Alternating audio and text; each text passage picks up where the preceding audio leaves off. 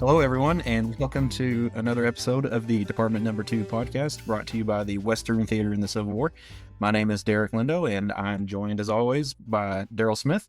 One thing we want to bring to your attention is just if you have the idea to support us, there is a way that you can do that on the Western Theater in the Civil War website. There's a place where you can click support us and then scroll down to buy me a coffee. Click that link and you can just do really whatever you want. Whatever it is you feel like giving, we are appreciative of that. That really just kind of helps keep the lights on here and lets this continue. Because as you know, there is nothing free in the world and there is a cost for all this stuff. So with that said, and getting that out of the way, Darryl, who we got here with us?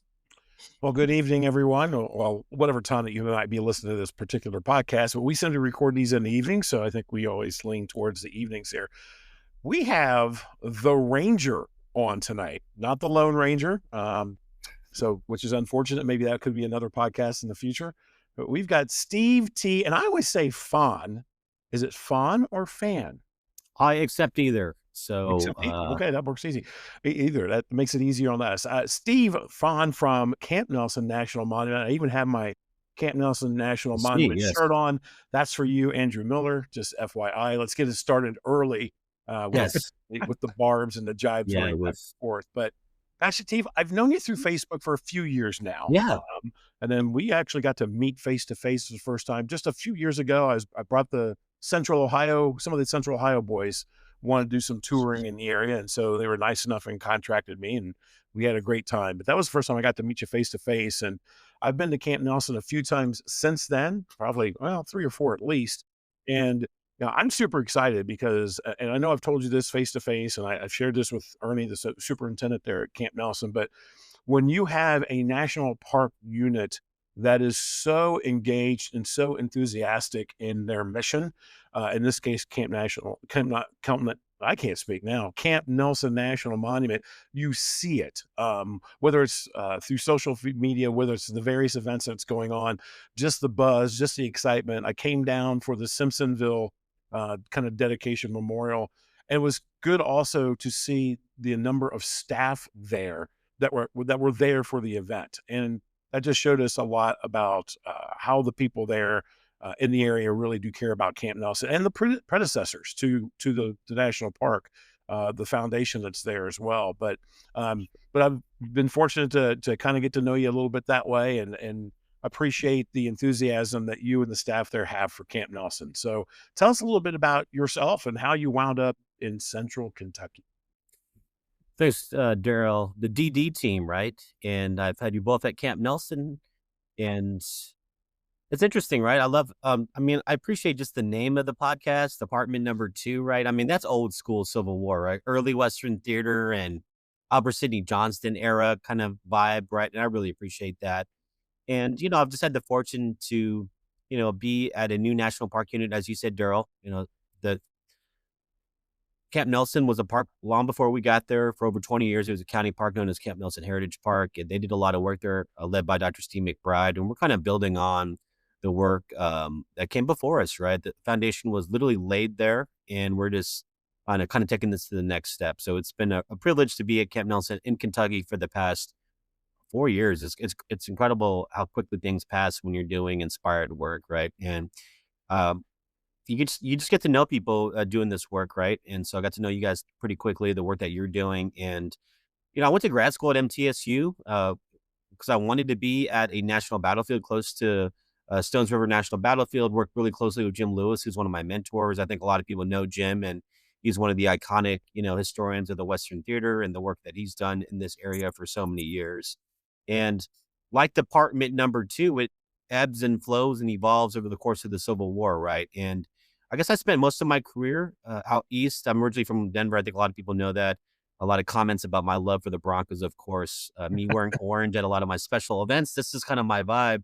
But, I'm making it way out east. I think a lot of us, we get introduced to Gettysburg and Antietam and Manassas and Harper's Ferry and Petersburg and Fredericksburg and these kind of iconic Civil War sites. And it's been really eye-opening for me, starting with graduate school, going out west and understanding the Western theater and how complex it is and how influential and crucial it was to the war, both for the U.S. and Confederate, right? And just how history is being done by the people on the ground here. And I really appreciate that. And so it's been great for me to be out here. I've been out here, as I mentioned, since 2021 as the first chief of interp at Camp Nelson National Monument. That's really the first year permanent MPS staff got on the ground, right? And got to work with you two, got to work with obviously Steve McBride, who I'm very close with, and Stuart Sanders and the staff at KHS and the Richmond National Battlefield staff and Brian Bush down at Perryville. They're Kent Masterson Brown. There are some amazing historians that reside just in Kentucky, right? My good friend Patrick Lewis, Amy Taylor at the University of Kentucky. I've been really fortunate to get to know these people, start working with them, start to partner with them. And the reason I'm in Kentucky, I spent the past 4 years before Kentucky in D.C. working at the Defenses of Washington, all the Civil War forts around D.C. And I'm a big city boy. I think a lot of people know that. And when I told people I was moving to Kentucky, they didn't believe me. They're like, "No, you're never leaving D.C." And I'm like, "Yeah, I am." They're like, "Why?" And I said, Camp Nelson, right? There is something really special there. I want to be a part of it.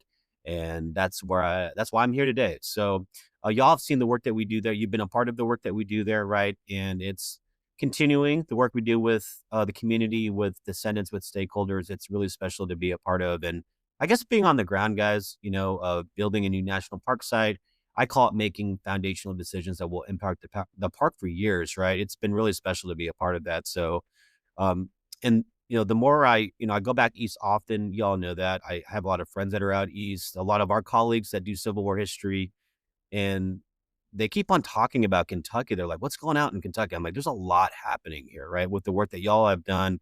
I know you've done a lot of work with the John H. Morgan Symposium, the Western Theater, and Derek, you just published your book. I know you're working on another one, right? There's great scholarship coming out on the Western Theater.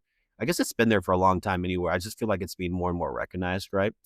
And so I want people to come out to Kentucky and to Tennessee and this area to learn more about the Civil War. And I think the work that we are all doing collectively is contributing to that. Love it. Fantastic. It's great to have you on finally, right? That's one.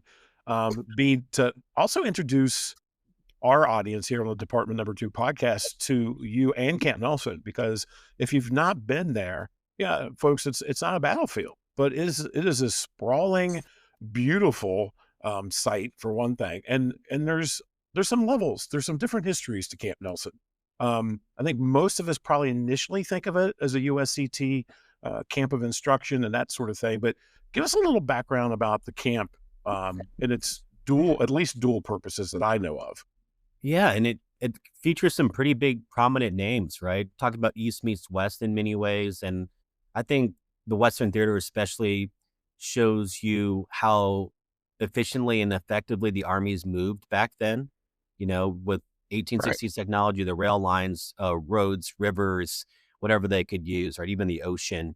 And in March of 1863, Ambrose Burnside, coming off of Fredericksburg and the Mud March, right, resigns his command of the Army of the Potomac in January, and he's without a command. But they send him out to the Western Theater. He takes command of the newly reorganized Department of the Ohio, which I, kind of joke around with visitors. I call it the Big Ten, because it's like most of Kentucky, which I know is SEC, but it's like Ohio, Indiana, Michigan, Wisconsin, right? He's got this massive military command. He's based out of Cincinnati. And his first task is to secure Kentucky in a way, especially after 1862, which culminated with, Richmond and Montreal and Perryville. We know that. And most importantly, lead a campaign into East Tennessee to liberate civilian Unionists that have been under Confederate control and occupation since 1861, which is really, really fascinating. I don't think a lot of people focus on that too much. And it goes all the way up to the military governor, I would say, of Tennessee, who's Andrew Johnson, right, the future vice president. He's been pressing Lincoln and the War Department to lead this campaign as early as the fall of 1861.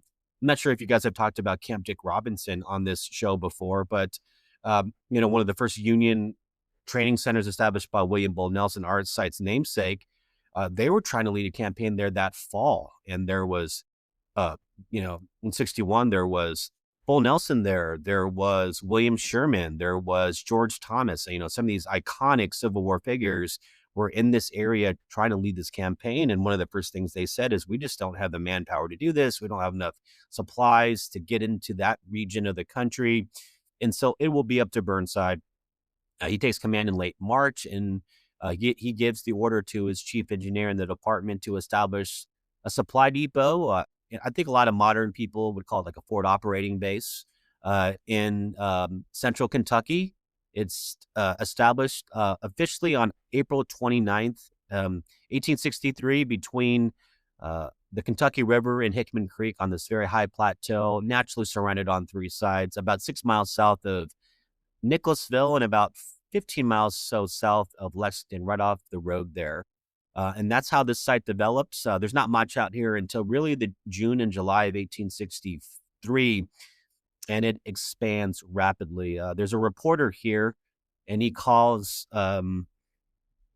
he's got one of the best descriptions I've ever read of Camp Nelson in its development in the summer of 1863, how there's buildings going up every single day. There's like a buzz and swirl going on, right? And it becomes one of the largest military bases established by U.S. forces during the Civil War. And it will fuel Burnside's campaign. Burnside makes his way down from Cincinnati, makes it to Camp Nelson in central Kentucky in August. And on August 16th, he leads this campaign south towards East Tennessee, and it's successful. It's quite the I call it Burnside's redemption in many ways. Right? I think Darryl and Derrick, I think you guys would acknowledge that. I think we often forget that Burnside's out in the Western Theater, right? I think so. A lot of people talk about maybe him versus Longstreet in East Tennessee and Knoxville and things like that, but people forget that he's in Cincinnati, right? Spends quite a bit of time there in the summer of 1863. Leads the campaign directly from Camp Nelson into Knoxville and the surrounding area. And there's pretty vivid accounts of what happens there as well. At its earliest, Camp Nelson is recruiting and training even white soldiers, Kentucky troops, even East Tennessee troops, and they are the vanguard that leads the troops into their home areas in September of 1863. So, it's a hospital, it's a recruitment center, it's a training center, it's a massive supply depot with over 300 buildings, over 4,000 acres by the end of Civil War. So a massive military installation that kind of just rises out of the ground. One of the descriptions we call it, guys, is like a 3-year city, right? I mean, it just goes up almost immediately, is semi-active for literally 3 years. And at times it's one of the biggest, quote unquote cities in the entire state. So I call Camp Nelson the crossroads, right? There's a lot that happens here from 63 to 1866. And it's really, I think it's kind of a microcosm of the Civil War in Kentucky, a border state, certainly a microcosm of the Western Theater as well. Yeah. I completely concur. I know Derrick and I've had conversations a little bit, maybe not as in depth, but, Burnside was able to do things that Sherman, Thomas, Buell, ad nauseum was not able to do. He built a forward supply base, as you mentioned, and was able to actually take and secure Knoxville and hold it, which again, the other commanders, for various reasons, dithered away from that. They said it couldn't be supplied. They couldn't keep a large enough army to move through the area. And probably they were right to a point, because they didn't build that forward operating base. Exactly. Well, I totally agree. Yep. It took time to get there, right? And it took about 2 full years of the war to get to 1863. And by that point, they knew what they had to do, and they successfully did it. Absolutely. Well, you mentioned your mentor, Jim Lewis, and he said not to ask you what you had for dinner last night. But okay, we won't make that one of the questions. We'll pass. I think we have to. I mean, We what have to? did you have for dinner last night? From what I understand, Well, Jim is the one and only. He's mentored in multiple generations of park rangers, right? Myself included. Even that guy, Andrew Miller, down at Mill Springs, which I heard is some random site down in Southern Kentucky. And I think I've heard of it. Yeah, it's funny. It's we're quite transient in the National Park Service, right? And so it's really cool to kind of see where everyone goes, right? And so Andrew was at Vicksburg. I know he was at Fort Pulaski as well. And I started as an intern at Gettysburg, and I went to Richmond National Battlefield Park and Stones River, the fences of Washington. I've kind of floated around myself. So, but hey, we ended up in the Western Theater again, right? Kentucky as well. And let me ask you guys, I mean, over the past 20 or so years, have you seen an interest in a rise in interest in the Western theater, and I know there's countless scholarship being produced almost weekly, right? What have you all seen over the past 20 or so years? Well, for me, that's so that puts me back in high school. Yeah, I mean, when I was in high school, I mean, I remember everything being Gettysburg, Antietam, Fredericksburg, whatever it might be. And I mean, even for me, I mean, that's kind of what I focused on. I wanted Exactly, sure. the first big book I ever got was one on Cold Harbor because I saw it was on the History Channel. What was that show called? Civil War Combat. Liberal combat, And, yeah, when they're yeah, and pinning, they like, their had that names book. on their jerseys and on their Oh yeah, uniforms and things like that, yeah. yeah, yeah. And I remember watching that episode. Just got me hooked on Cold Harbor. So that was really the first book that I got early on in high school, and or maybe in eighth grade. And then when I started reenacting, that kind of pushed me into the just focusing on more on the Western theater because when I was reenacting as a teenager in the early 20s, it was like the only places I could really go were Western theater sites. I never made it to Gettysburg until uh, 2008. And so, that was my first trip out east to any of the eastern battlefields. And so, going to Perryville, going to reenacting the Battle of Franklin, obviously not there. But just getting immersed in all these different places. And that's really what got my interest going. And then, as I started looking back at my own family tree, it was, all my ancestors from Kentucky, they fought in the Western theater. Not a single one of them went out east. Sure. So that's kind of been the um, my reason for focusing so much on the Western theater, I'd say. And I would think that it has grown since then, just for, other people.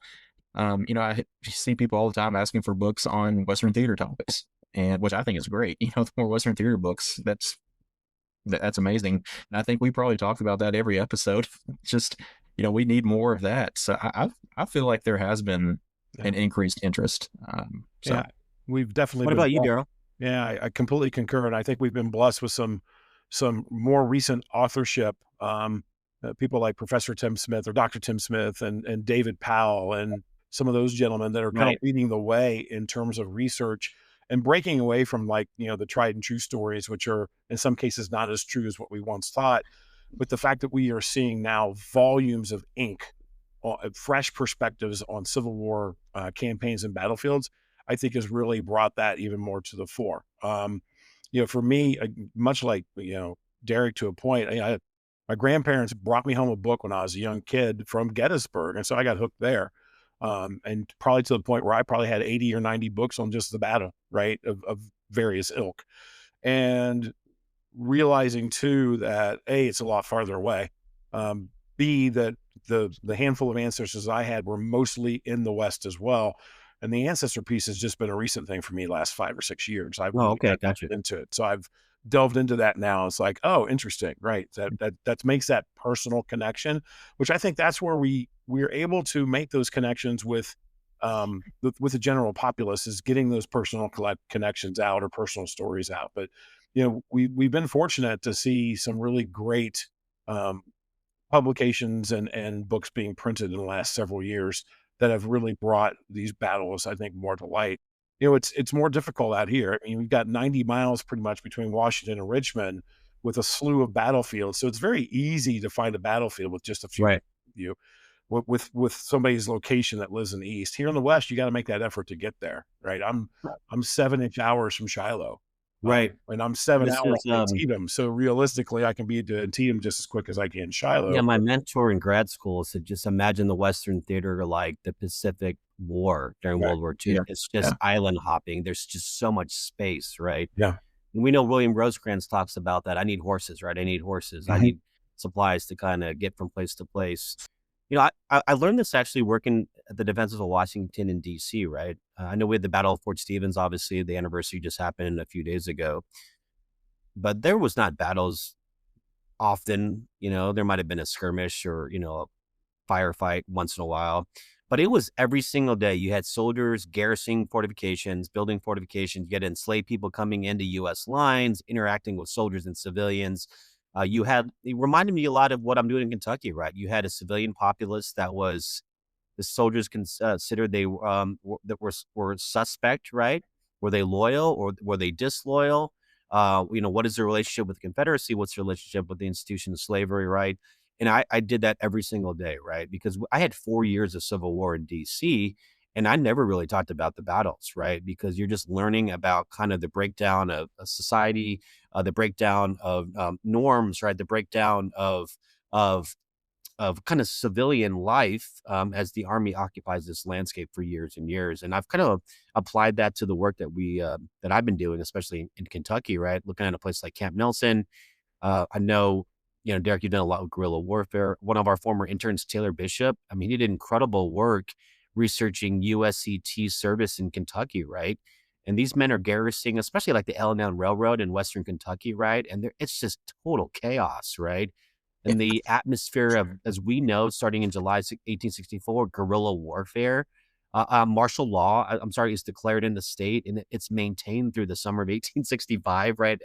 The state is in total chaos, right? As military and civilian law kind of breaks down, right? Kind of cross and blur. So I've really enjoyed kind of diving into that, and it provides a kind of more less kind of romanticized view of the war, right? We're away from these grand charges and things like that. We're dealing with people on a daily basis. Yeah, I always like to say that that part of the war, that 64, 65 in Kentucky, that is a true civil war where you've got the people interacting with each other, usually, well, not maybe not usually, but oftentimes in a negative way. They're on opposite sides of this thing and they're neighbors. With the armies, you might be from Wisconsin fighting in Tennessee or Mississippi or something like that, but during that time, it is that is a true civil war going on there. And with Camp Nelson, right there in the middle of it, that there is a lot that's added there, just with the formations that are being created there at Camp Nelson, and that is for some of these Southerners that are already upset about the way things are going. The fact that there are USCT regiments being raised there is, in a way, it's like throwing fuel on the fire for them. Literally, And yeah, it blows everything up, and that's kind of what happens with Camp Nelson in '64, right? Just like the war, as I described to visitors, and one of the things that I think is very helpful for us as a staff there is the majority of people that come into the park don't know much about the site, right? Including Civil War enthusiasts, excuse me, they just don't know much about it, and that gives us quite a bit of space to engage with them on whatever topic they may find interesting, right? So we talk about the supply aspect, the campaigns, the hospital, the civilian aspect. There's a lot of civilian employees that work here. And then starting in '64, when Camp Nelson is almost shut down by order of General Grant, you've got this USCT recruitment training in the state, all over across the state, including, the area where you're from in Western Kentucky, right? They establish 8 recruiting and training stations based on congressional districts. And Camp Nelson is 2 of them, right? And it becomes like the largest recruitment center in the state. And then there's like Bowling Green, there's Louisville, there is Owensboro, right? There's Louisa. I mean, it's literally spread across the entire state. Covington in Lebanon, you see these recruiting stations go up. You see enslaved people going into Union lines. You see enslavers going after them. You see loyal enslavers basically asking for compensation. The ones that are opposed to military emancipation, there are, um, there's violence, right? They're selling their remaining property, human property, to places further south, right? So, at places like Camp Nelson, you see the breakdown and the destruction of slavery, but it's not a straight course, right? And it's certainly nothing that is peaceful either. And so, one of the I recognize one of the I remember one of the comments last night was, Louisa was also a USCT supply depot. I'm sorry, recruitment center in Eastern Kentucky, and there was a conflict between white and black soldiers there, right? And I had to kind of dive into this myself last night just to find some examples related to Camp Nelson, or at least Camp Nelson soldiers. And, as early as September '64, when the 5th and 6th U.S. Cavalry regiments are being organized. I mean, I'm sorry, they're being recruited. They're not even officially organized when they're thrown into the Saltville campaign.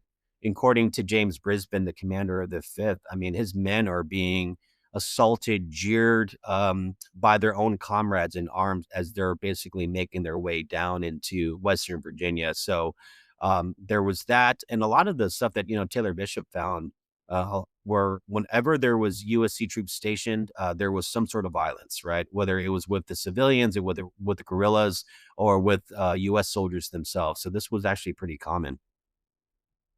Oh, wow. Um, I was thinking, that's especially with the fifth USCT, or sorry, U.S. Color Cavalry. A portion of them were from my area out here in Owensboro, Davis County, and then eventually made it over to Camp Nelson. So with that, you said, the violence that was just springing up. Can you tell us a little bit about the Simpsonville massacre? Because since and its connection with Camp Nelson. Yeah, I would start first with Saltville, as I mentioned, in late September, early October of 1864, led by Stephen Burbridge, right? There's a pretty big campaign, actually, for kind of this scale and scope in this area of the country, or the theater, where U.S. forces, including very raw U.S. colored troops armed, and these are like dismounted cavalrymen armed with, infield rifles, are assaulting Confederate breastworks, are repulsed. There are dozens left on the field, and dozens are murdered by Champ Ferguson and others after the battle. On the battlefield, others are murdered in a field hospital a few days later. And that's October of 1864. And then I think some of your listeners might have seen the incredible episode of Secrets of the Dead, the Civil War's Lost Massacre, which, as you mentioned, was Simpsonville, right? So elements of Company E, 5th U.S. Colored Cav, was escorting cattle, about 1,000 head, actually, a large number, from Camp Nelson to Louisville. They're ambushed outside of Simpsonville. Over 20 men are murdered by Confederate guerrillas. And the big question, the unknown question, is what happened to their bodies, right? About a half dozen more who suffered wounds died later and are buried over in New Albany National Cemetery in Indiana. But there's like at least 22 men. What happened to these men? And it's really interesting because I did a lot of research. And Darryl, you remember this, you came out for the program. The massacre was featured in newspapers across the country, from like Pittsburgh and DC all the way to like Nevada, right? And so I was just finding all these, they were just resharing, from like the New York Times and New York Herald and things like that. But there was no formal military or federal or War Department investigation done. And, the rumor was that local civilians buried these men in a mass grave. And, that's the premise of the episode. And we're working, we're really led by the state archaeologist, Dr. Philip Mink. They're literally going out right now looking for determining the site, right? And they think they might have found a potential location of the mass grave. He was supposed to do work this springtime. It had to be postponed, but he's going to go back this fall time. And that was one of the most incredible things about this episode was it was unfinished, right? It kind of left you, it was a cliffhanger. And literally we had people the very next day, I believe it aired on a Wednesday night. The very next day, there was a visitor that came in and said, "Hey, I watched the show last night." So we saw like an uptick in visitation. Dr. Mink told me, and we've become good friends, he gets calls and emails about it all the time, right? Like, what's happening next? Apparently the U.S. Army reached out to him as well. Be like, "Hey, if there's something's happening here, we're going to be involved." I think the hope is, obviously, if we find these men, these remains, they're disinterred and reinterred with full military honors at Camp Nelson National Cemetery, which is located directly south of us and is managed by the Department of Veteran Affairs. So ongoing, and I look and hope to do an update with that moving forward. And I think I would recommend you guys should do an interview with Dr. Philip Mink and the work that's being done there. I think people would be very fascinated to hear what happens next.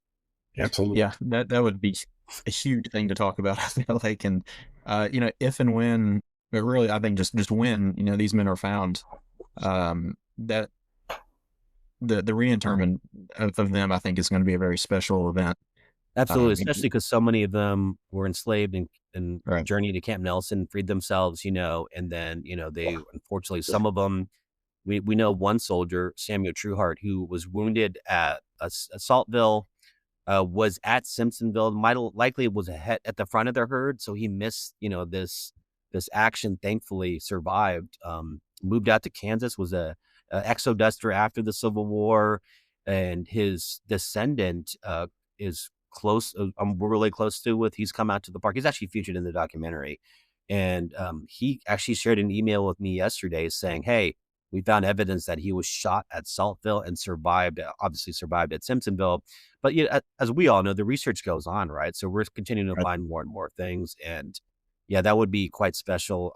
I can imagine being a part of something like that, and I hope it happens, and we might find out within a couple months. That's awesome.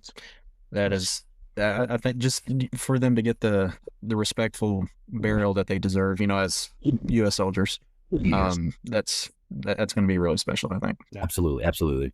Yeah, I can't wait for. I mean, it looks like, just based on evidence, it's more of a matter of just getting back out there and actually doing it, because it looks like those men are probably there.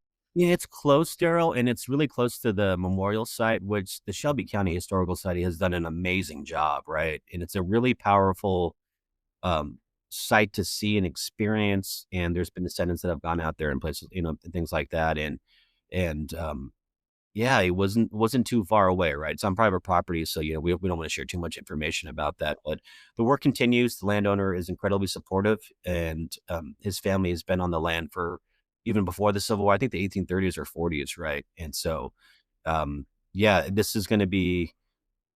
I mean, this is national, right? There's been national outlets that have reached out to Dr. Mink, and it brings the recognition these men deserve. And despite the cruelties of warfare, I think we can still continue to honor these men and their legacies. Yeah. Well, let's jump into some of the questions from Facebook, so we can at least appease some of our fine folks who asked some Yeah. questions. I'll start with our good shared friend, Mr. Taylor Bishop, and he Yeah, put 4 questions out there, and I'm going to pick one of sure. those. Here's an easy one, probably. What story are you drawn to the most about the camp? That's a great question. And doesn't everyone call him Bishop? We just call him Bishop, right? That's his I think name. that's And it, just Bishop. I know you, I think that's turned into his name now. Yeah. Yeah. hey, what a brilliant young man. And the work that he's doing is, it's incredible to kind of see his maturation over the, and I've only known him for, I guess he interned twice with us over the past 2 years. And I know he's done work with the American Battlefield Trust. It was his scholarship on the USCT actions in Kentucky that was truly like kind of eye opening, right? I think, to be honest, guys, I think it was kind of groundbreaking because there's this, conception that USCT troops are just doing garrison work. They're just kind of hanging out, not doing too much. And he dove really far into it. And there was academics in the room during his presentation, and one of them said, he was a really close friend of mine, who's also got a PhD and is a Civil War and World War II historian. He said, "This is a dissertation here if you want to pursue this," right? It was really cool to kind of see the work that he did there, and we're featuring it in this one of our interactive exhibits here. I guess the great big question for me is just where all these I call Camp Nelson the crossroads, right? That's been the thing that I've really kind of taken away from this. I mean, you have people from all different backgrounds, right? From soldiers, civilians, free and slave, black and white. It's been really compelling to read the experience of East Tennessee refugees making it out to Camp Nelson, joining the Army, what's going to happen with their families, right? And obviously, of course, freedom seekers as well. I've really enjoyed that piece. And then, as you were talking about, Derek, I mean, there's people from Davis County coming all the way out to Camp Nelson, right? Mhm. We found records of men coming from Ohio, from Tennessee, right? And I found that it just kind of shows you, you kind of, maybe we don't give enough credit to the people back then about how much they were able to journey and travel to get to places like this, despite the circumstance, despite the danger. I think my biggest takeaway from the work that we've been doing there, Gerald, there's not a ton of scholarship on Camp Nelson, right? There's Sirius Book, and Amy Taylor does a great work on Embattled Freedom. Obviously, Dr. McBride and all the work he's done there. It's been exciting because we're learning something new almost every single day, right? So this continues to grow, and we're continuing to learn. And I appreciate being on the ground of that, where almost something new comes up every single day, right? And that's why it's been fun to invite people like you, these subject matter experts that come into the park and just share kind of a new perspective, right? And that's what's happening right now. And I've I feel like we're just beginning, right? And I've been here for about 4 years now, and I hear something new almost every single day, right? And so one of the things that I'll share quickly with you guys is, and you'll appreciate this, Derek. the 118th U.S. Colored Infantry, mostly recruited from Owensboro area, Mhm. right? Yeah. Yeah. I've got one of our interns working on this right now, and I kept that because it says, is it 22 or 23 regiments organized in Kentucky? And the 118th features like 5 or 6 companies of almost predominantly Black Kentuckians. And the regiment, like the 114th, like the 116th from Camp Nelson, they're sent out east. They end up in Maryland, and then they make it down to Petersburg, right, and the Virginia, Richmond area.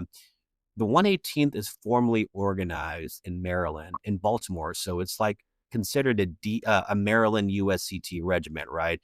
So we're Mhm. still trying to kind of work through why with that. And I think he's got the answer. We're just trying to kind of break through right now.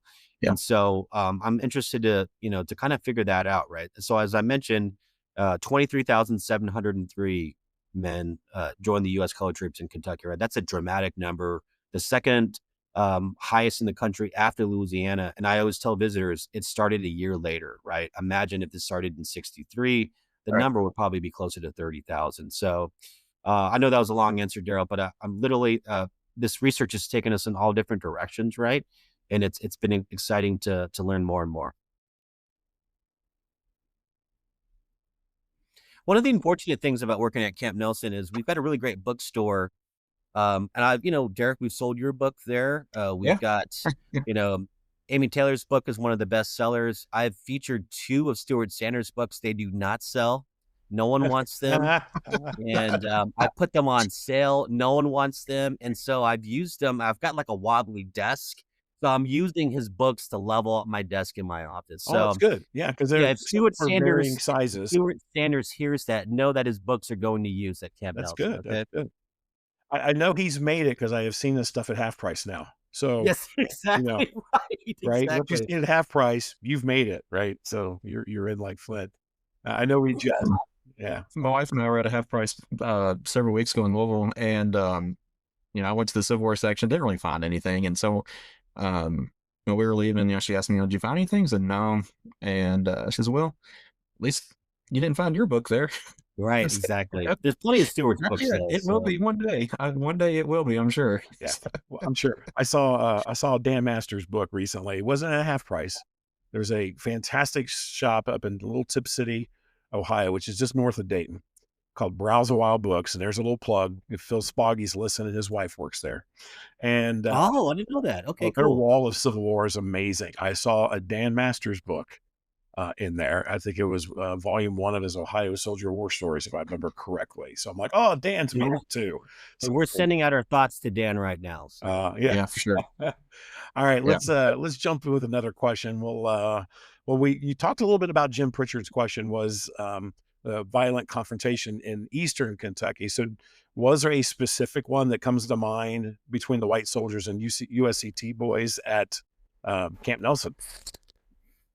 I was asking Dr. McBride about that, and he said, I can recall some sort of account between USCT troops and Michigan soldiers, and he hasn't really gotten back to me yet, and I'll share more of that with you guys moving forward. Sounds great. But the one unique account, as I said, or a very vivid account, is from Brisbane, the commander of the 5th. I mean, as these men are leaving Camp Nelson or making the march down to East Tennessee, I mean, they're literally being like physically assaulted by some of their white comrades in arms as they're going into a military campaign, right? And he says very proudly that the men do not react, and then they have to kind of prove their mettle in action, and they're going to do that at Saltville I guess about a week or so later. A lot of these there's about 400 troopers of the 5th, and they take about 100 casualties. Right, it's a pretty heavy fight for them. I think one of the things that, I know some historians have already started working on this and have been working on it for years, but the relationship between the officers and the soldiers themselves, it was pretty brutal often. And, I was actually reading before prepping my notes before the program tonight, and uh, the book about the first Saltville campaign, it talks about how an officer in the 5th was basically exploiting the men themselves, right? He would basically tell the slave owner or the enslaver that, hey, if you give me $100, I'll return your slave to you. And then when he got the money, he would still take the slave anyways, right? And it eventually got caught up with him. And the worst, one of the worst, and it happens around this time I guess going into the summer of 1865. By this point, by the way, there are thousands of Black Kentuckians in Texas. They've been, they made the trip out from especially the Virginia area, other parts of the country, including the 114th, 116th. The 116th is at Appomattox, right? I mean, they've seen some heavy campaigning, and the commander of the 116th, William Woodward, he steals from his men. And so the men, like, basically, they receive their money, they put their money basically into a pot. He steals it and goes AWOL and gets away with it, right? Can you imagine, like, stealing from, your men who he knows are formerly enslaved? Their families are destitute back in Kentucky, right? It's pretty wicked. And because and I'm here to some of the men that joined to become officers did it because of rapid promotion, but they also did it for some pretty shady ways. Apparently, he ended up on like a river, paddle ship gambling or something on the Mississippi River, but he stole thousands of dollars from his own men. And in 1866, Kentucky soldiers write from Texas directly to President Andrew Johnson, saying, hey, we joined up, with the promise that we could take care of our families. Our families are living in destitute in Kentucky. Can we support them somehow, right?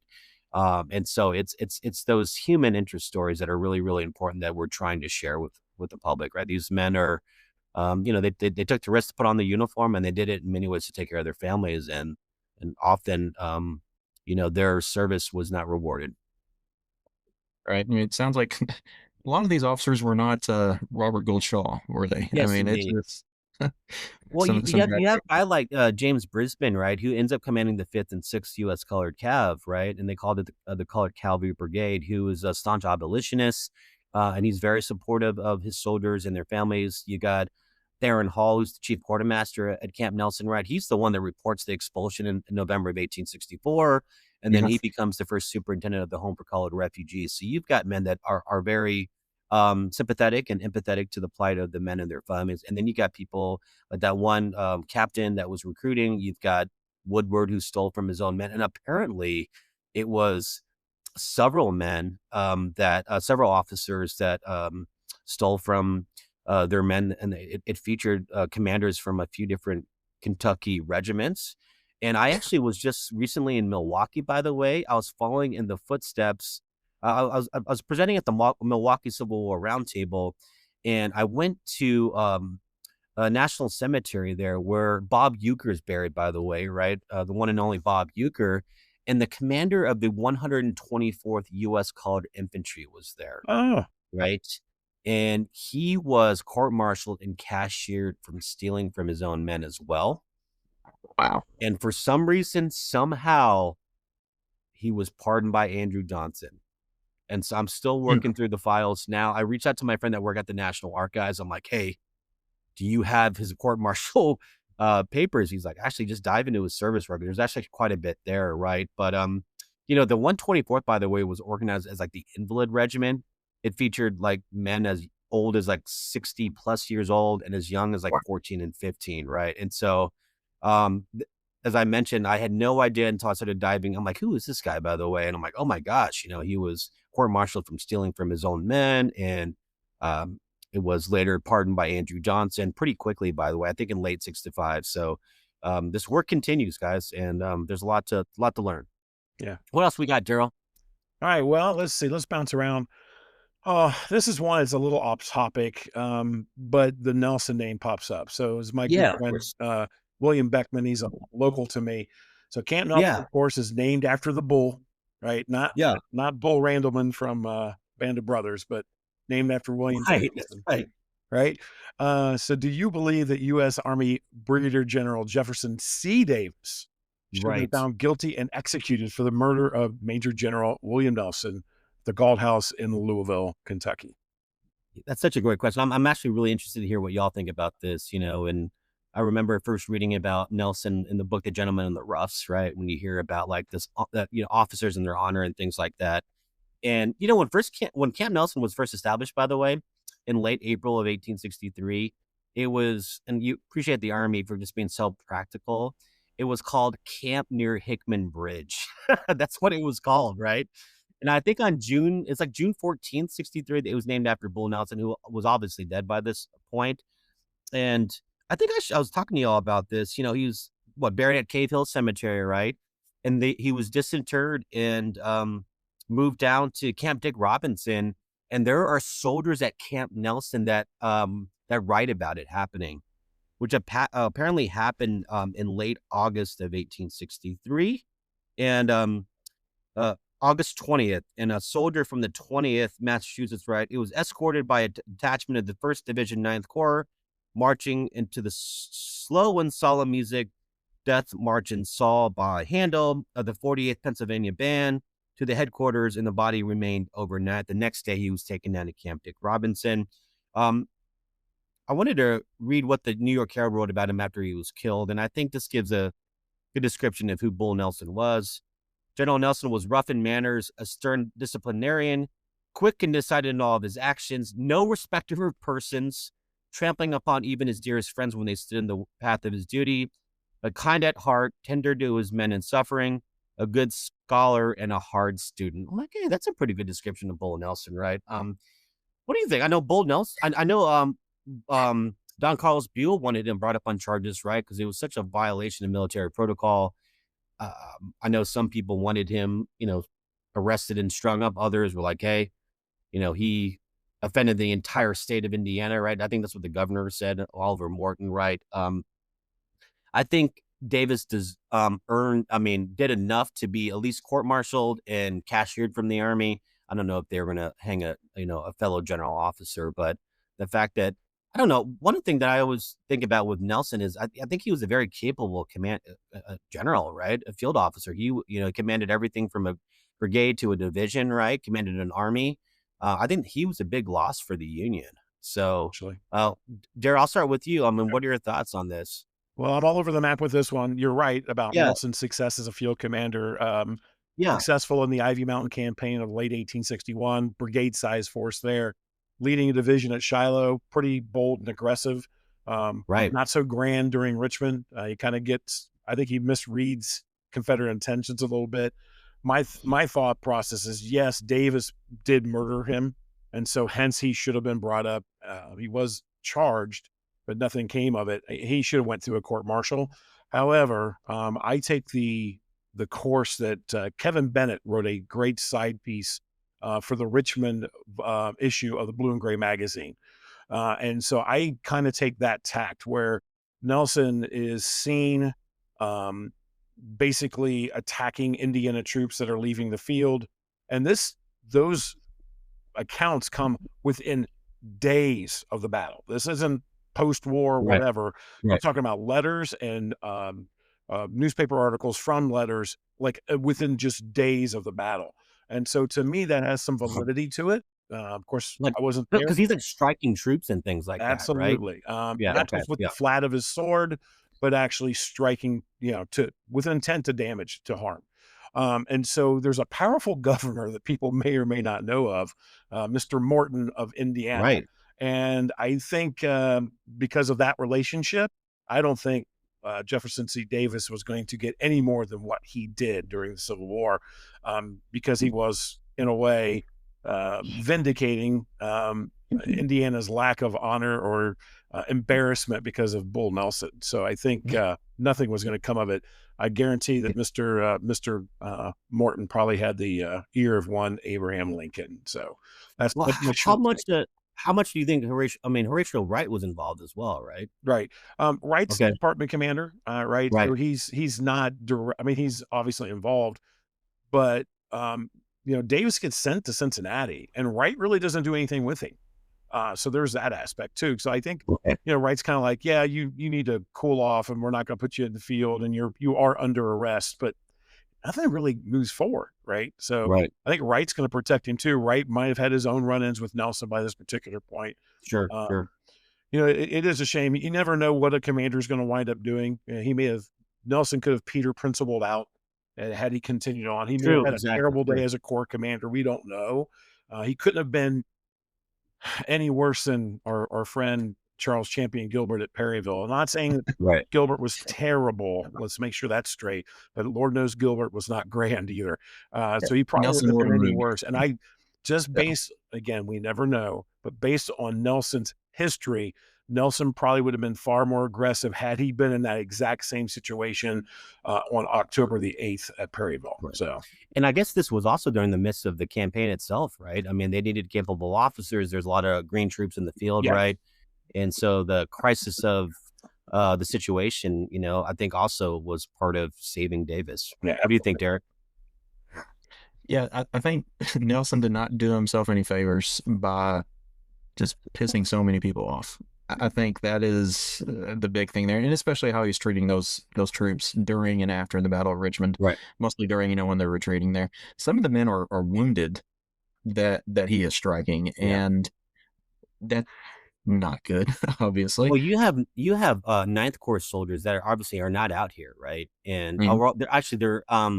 they're not out here yet, and they will be sent out to Vicksburg, all right, and then they come back and um, they come out here in 63 and they just talk they had this description of Nelson being, moved down to Camp Dick Robinson, and the men are like, yeah, some were curious about Nelson. Some said that he probably deserved it. Others said, that's no way to treat an officer. So even the thoughts amongst Eastern soldiers is like, who is this guy? Like he causes you'll have an opinion of him no matter what, right? So, Darryl, what other questions we had? I know we had some pretty good ones in there. Well, let's go to another one from. Actually, no, there's another one. I think it's Jeff Pollock, who had asked about the relationships between local civilians, contractors, whatnot, and the USC troops that are based at Camp Nelson. I can imagine it probably runs the gamut like most stories would, but do you have anything specific that you can address there? Yeah, it was an interesting experience for all people at Camp Nelson, right? I mean, there was actually a military prison there, which was located really close to where the visitor center is at today. And, when visitors come in, there's an assumption it was for Confederates, and it's really not. There was a couple Confederates that kind of went through there as they're on their way up to northern prisons. A couple die a disease, and they're buried actually at the National Cemetery there. But there's soldiers, U.S. soldiers thrown in there. There's civilians. There's a prostitute thrown in there too, right? And according to some of the commanders, one of the reasons why they don't want refugees there, especially refugee women, is it will break down order, right, and discipline as well. And obviously, a lot of this is racial when you talk about African American women, right? But no, there's certainly a tenseness there. A lot of these civilians are there; they're getting paid by the army, right? They're working in these warehouses, they're working in the as teamsters, right? They're working in the bakery, right? They're making sure the engines of the war are going. And that's one of the fascinating things that you find at Camp Nelson. We have over 40 historic images of Camp Nelson, and I know y'all have seen a lot of those. And that's just really cool, right? I mean, if you think of a battlefield or a campaign, a lot of the images are taken after the battle, right? Obviously, armies come and go. But here, this is a semi-permanent base, and the army spent quite a bit of money developing it. And so they want to know where this went. So they ordered photographers to go out there. They had to map everything, and they took a lot of images. And almost all the images you see, it's nothing but civilians. And it's mostly civilian men, every people that are, farriers that are working horses, people are working on the machine shops. You don't often see too many women, but there is conflict, certainly, with civilians and soldiers. And I actually think, going back to Jeff's question, and I met Jeff recently, is one of the things that you see with the final expulsion of African American refugees in November of 1864, a lot of the USCT soldiers are living with their families, which is pretty rare, right? They didn't separate the soldiers and the civilians as they would normally do, but a lot of the USCT men would not have enlisted unless they could take care of their families, right? And a lot of that was, kind of seen in the records through affidavits, and it was also confirmed through archaeology done by Dr. McBride. He went through some of the refugee sites, and there was a lot of military stuff there, which is really revealing, right? But the affidavits that were taken following the expulsion of USCT soldiers is they were trying to resist the order of white soldiers that were removing their families, and there was quite a bit of conflict there. One soldier Joseph Miller, literally of the 124th, told the soldier, "Hey, I'm a soldier in the United States. This is my family." And the white soldiers said, "We don't care. We got orders to take him out. We're going to take him out of here." Right. And his son dies that night. And him and his entire family die within the next couple of weeks of exposure. Right. So it's absolutely brutal. But you also see moments of humanitarian, right? I think a lot of people know about Reverend John G. Fee and some of the civilians from the U.S. Sanitary Commission that come out to Camp Nelson. They're a part of the Home for Called Refugees.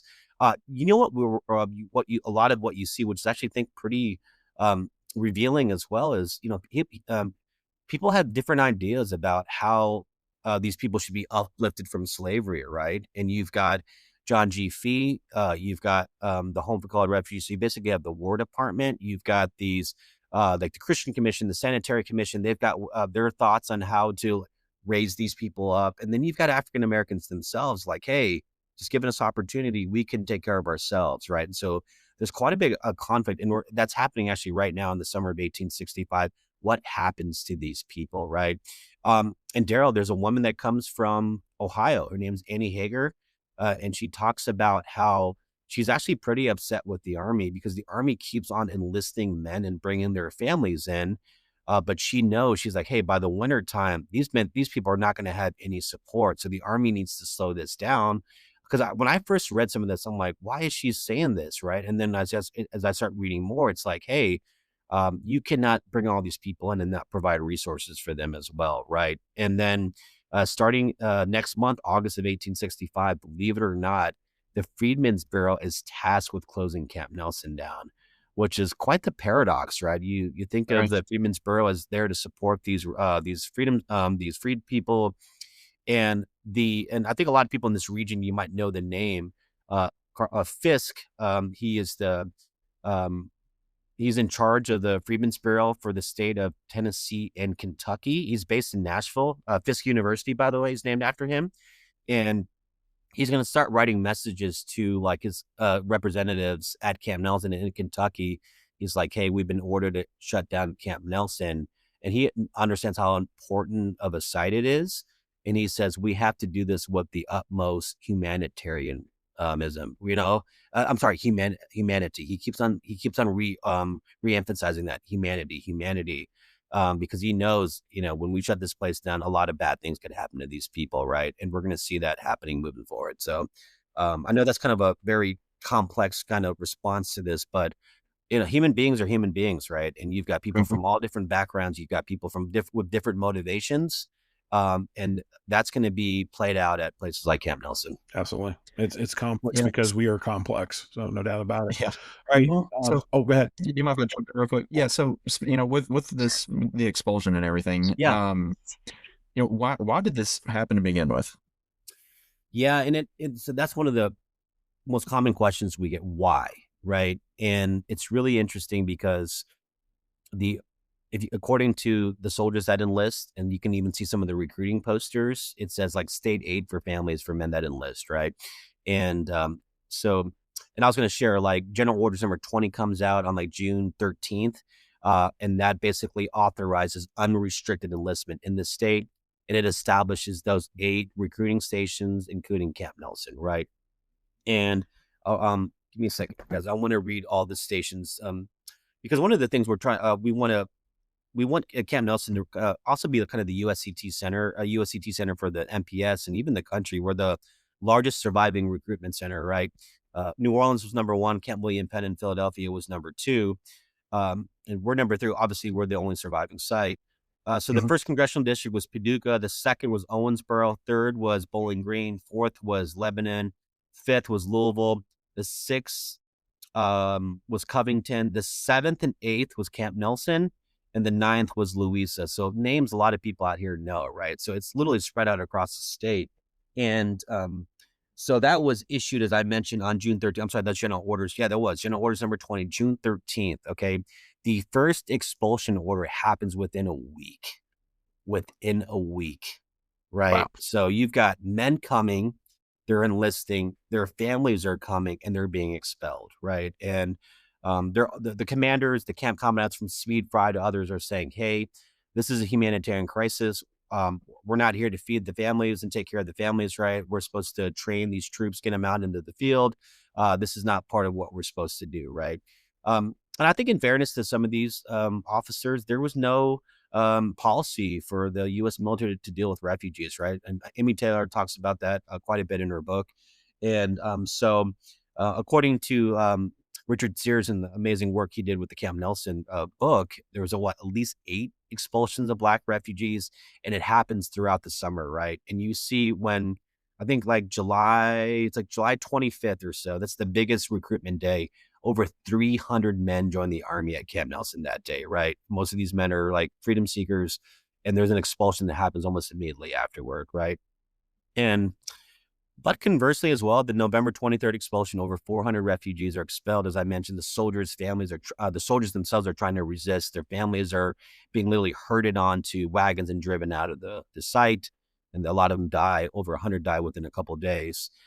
I think what's the most revealing about this is the opposition from white U.S. officers, notably Theron Hall, right? And he can't go over the head of Speed Fry, right? The camp commandant, the brigadier general. But he'll write some of his friends.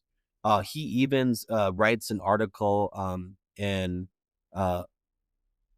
releases it under the pseudonym Humanitas, right? And he's very, very vivid and about what happened here, right? And it's pretty raw. It's very heartbreaking and tragic to hear what happens to these people, right? And he basically says, these are the family members of our own soldiers. We're literally killing these people, right? What are we doing?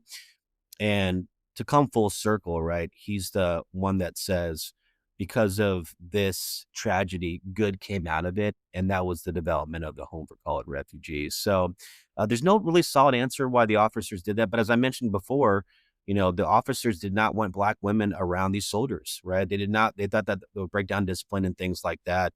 There was the question of how to feed and clothe and house these people. And by the way, guys, it was not just women and children.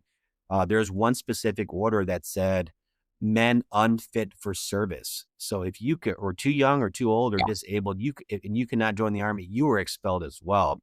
That's why the Army organizes the 124th U.S. Colored Infantry, and that's the Invalid Regiment at Camp Nelson.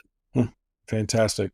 Wow. Something else. And this is how significant this is. And we really want to make this point, guys, is you have the expulsion in November. It leads to the Home for Colored Refugees in 1865, early 65. On March 3rd, the same day that the Freedmen's Bureau was established, Congress passes legislation which frees the wives and children of Black soldiers. So if a Black soldier or a Black man can enlist, it will free his wife and children, right? That's a big deal, especially for people in Kentucky, people like in Delaware where slavery is still legal. And that is one of the reasons why, is because of what happened with the expulsion. And you know how, the government or the military, they weren't very creative in, the way they labeled or, titled like these policies. It's like literally to improve the efficiency of the armed forces and to induce enlistments. And they're like, wow, there's not many men enlisting as we thought. Well, maybe because of their families. And of course, afterward, they're like, wow, enlistment's going up again. I can't believe it. So because their families can join them, it's just like kind of common sense. But hey, I'm thinking about a national policy that was introduced because of what happened in Kentucky, right? And that's why these stories are nationally significant, right? We always tell this is a nationally significant story. Yeah, for sure. Well, I've got 3 questions in a row. You got it. I gotta do it. The first 2 are by folks we've already mentioned on the podcast tonight. The first one is from Stuart Sanders. Why is he so obnoxious? He wants to know that. The second one is from Andrew Miller. Why is Mill Springs so much better? And then the third one is the serious question. This is what's coming from me. What's on the horizon for Camp Nelson that you can share with us? Yeah, that's a great question, gents. And I appreciate seeing you guys at the park over the past couple of years, because you already see the work that's been done there over the past 4 years, right? Oh, yeah, for sure. One of the things I always want to recognize is, as I mentioned, Dr. McBride and the county who had the foresight literally in the 90s to start preserving land. They established Camp Nelson Heritage Park in 1998. And it took a while to get this all developed, right? I mean, they built the visitor center, I think in like '07. The barracks was like '08. Obviously did a lot of archaeology there. Camp Nelson's listed on the national it's a national historic landmark. It's a national archaeological district, right? All these just big things. I mean, I don't know if you ever heard, but Dr. McBride testified in front of Congress about Camp Nelson becoming a national park site, right? It's Wow. really cool to kind of see how this grew, right, and gain momentum and things like that. So it's really interesting because visitors come out, they're like, wow, there's so much happening here. I'm like, hey, there was a lot here. We're just kind of building on from that, right? So a great question. As I mentioned, we want Camp Nelson to be the USCT center for the country, especially for the Park Service. And I know a lot of sites obviously prominently feature the USCT story, right? Like Vicksburg, Petersburg National Battlefield, but that's literally our central theme, right? Mhm. And so we have a new interactive that's coming, being developed as we speak right now. That's going to be installed in our barracks in our soldiers exhibit, which includes like an interactive map, which will pull up like the enslaved population per county in 1860, the men of fighting age in 1860, the recruitment centers across the state. Another shout out to that Bishop guy. We'll have a map of all those USC engagements and skirmishes across the state as well, right? That's really cool. There's going to be a genealogy workstation which will lead people to the Reckoning Project, which is the Kentucky USCT database. They've identified, they've started, digitizing the records of almost all soldiers, 23,703 men that joined Wow. a Kentucky USCT regiment, right? So that's going to be happening this September. I can't wait for y'all to see that. It's being developed by Wade Awake Films. I'm not sure they're the ones that like produced, Yeah. right, the Secrets of Dead episode. They've done a lot of video, like movies and films Mhm. for digital media for the National Park Service. They're incredible to work with. The park expanded in size as well, Darryl, when it became a national park site, right? So we're on 465 acres. One of the things we want to do is lead people into the heart of Camp Nelson, which we did that one kind of winter hike we all did. We kind of went down to the warehouse district, Mhm. but we're going to be developing trails that go down there as well. Good. The bakery was down there, these government warehouses, the original African American refugee site was down there, right? So the county didn't own the land. They put flags out there so it would kind of mark where the locations of the buildings are, right? But we're going to take people out there, including next Friday. By the way, we've got a sunset program on July 25th, led by me and Dr. McBride. It's a Camp Nelson then and now photography program. So we'll have we've got these big images of Camp Nelson that have been mounted on polymetal, and we'll go out into the heart of Camp Nelson. One of the big things I always tell visitors, we're trying to restore the historic landscape, right? It returned like a lot of places into agriculture after the Civil War. So, you've seen, we've got a system of fortifications there. Fort Putnam was excavated and rebuilt by the county. We repaired all the wooden revetments and gun platforms. I don't think y'all have seen this yet, but I know you saw me post about it. We got a 30-pound Parrott rifle out there. Yeah, We got a it's cool. Napoleon out there. I've been working on 3 years for that one, right? There's a really great photo of me hugging the 30-pound Parrott rifle because I'm like, this is my baby. I've been literally working on that since 2021, and we finally got it out there. Great news. Our friends from Shiloh National Military Park had transferred to us like 8 cannon carriages from like the early 1900s. These are War Department Nice. era carriages. We got a grant from the National Park Foundation to purchase tubes. So we're putting cannon tubes, 8 more cannons onto the field along the fortification line. And there's also in the southern section of the park was the ordnance depot. And so there was like a line of cannons there. This is a really great photo. So we want to recapture that image, right? Our superintendent, Ernie Price, he's really big on these ghost structures that will, so for the warehouse, it's like a 20 by 30 building, and we can't build a wooden structure and maintain that, of course, right? But we can build like a ghost structure made out of like some sort of metal with a pavilion roof as a meeting space to show people what these buildings look like, right? One of the most common questions we get, Darryl and Derrick, is what's going on at the White House? That's a really big question, right? The Oliver Perry House, it's been closed for repair and rehab. The historic structures report is done on the house. It just got done this past year. which provides also recommendations about how to repair and rehab it. The project's going to be very costly. Our goal is to renovate and reopen at least the first floor and interpret like it was during the Civil War. It was a civilian property occupied by the Army. That was Theron Hall's office, by the way. There's like Civil War graffiti in there and stuff. It's really cool. And then we've got also 7 acres where the Home for Called Refugees is at, right? So we're trying to do some emergency repair on the Fee Memorial Church, which was like the second church built there. There is still a descendant community that lives there that are descended from USCT soldiers, right? It's a really, really powerful connection for us. We want to develop, get this plan to expand the parking lot, do a brand new orientation center for the front of the visitor center, so we can welcome like school groups and things like that. Starting later this summer, we're just starting a new museum design plan, which will take about 12 to 18 months. And we are in the process of, we're calling it this museum enhancement plan, right? Which will feature interactives and virtual and digital media and things like that, right? Just to kind of take it to the next level. So a lot of things are happening at the park, right? And it's been really exciting to be a part of. And I feel like I've only been there for a short amount of time, and we've done a lot in 4 years. And I hope to be around to keep on doing this work. And I hope that some of the listeners can come out to Camp Nelson National Monument. It's one of the most, I think, special, unique Civil War sites in the entire country. I'm really happy to be here, guys. I'm telling you, leaving DC and, the Eastern Theater of the Civil War, I was kind of in like the Civil War complex, right? It was hard to leave that, right?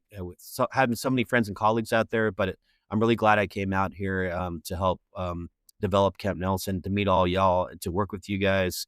It's a really special place, and I look forward to continuing to do this work and working with our partner and community members. Yeah. Yeah. I mean, y'all been doing just awesome work out there, and not knowing much about the site a few years ago to now, visiting a few times and with plans to go back again.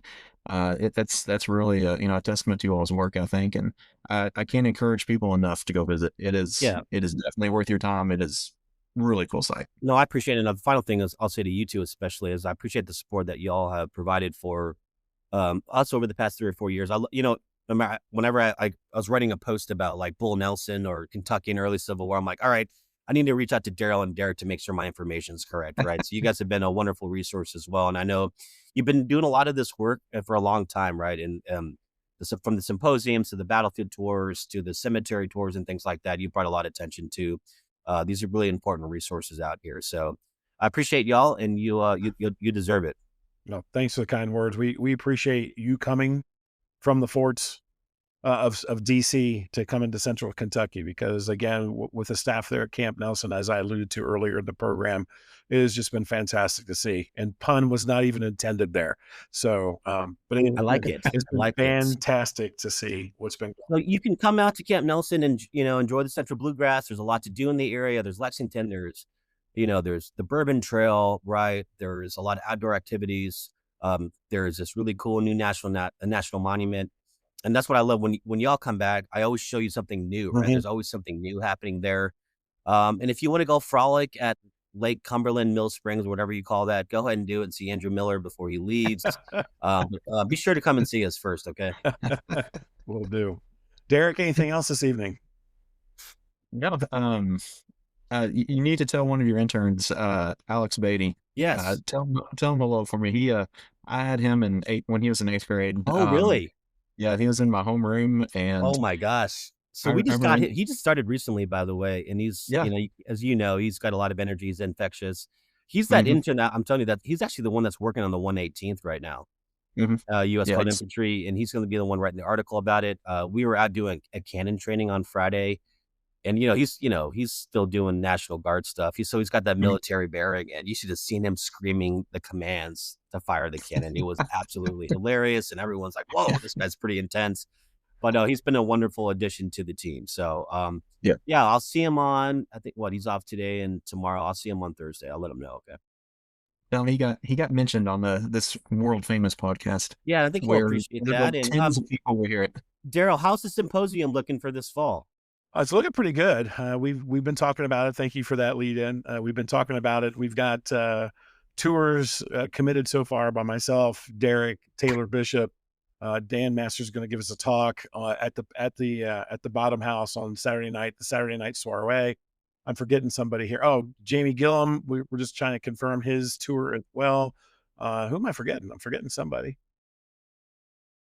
I am forgetting someone, so that's terrible, but well, maybe I'm not.